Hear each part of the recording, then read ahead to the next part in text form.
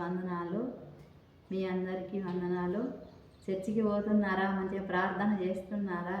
ఆదివారం చర్చికి పోవాలి, ప్రార్థన చేయాలి.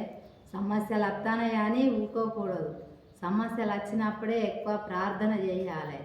మనం ఎప్పుడైతే మనం ప్రార్థన చేస్తామో సమస్యలన్నీ అవిటికే ఆటోమేటిక్గా పోతాయి అన్నట్టుగా.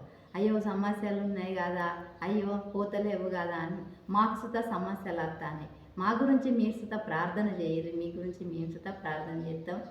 మీ అందరి వందనాలు. మనకి వందనాలు. మీ అందరికీ వందనాలు.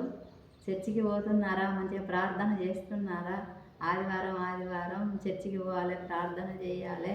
సమస్యలు వస్తానే కానీ ఊరుకోకూడదు. సమస్యలు వచ్చినప్పుడే ఎక్కువ ప్రార్థన చేయాలి. మనం ఎప్పుడైతే మనం ప్రార్థన చేస్తామో సమస్యలన్నీ అవిటికే ఆటోమేటిక్గా పోతాయి అన్నట్టుగా. అయ్యో సమస్యలు ఉన్నాయి కదా, అయ్యో పోతలేవు కదా అని మాకు సుత సమస్యలు వస్తాయి. మా గురించి మీరు సుత ప్రార్థన చేయరు, మీ గురించి మేము సుత ప్రార్థన చేస్తాం. మీ అందరి వందనాలు.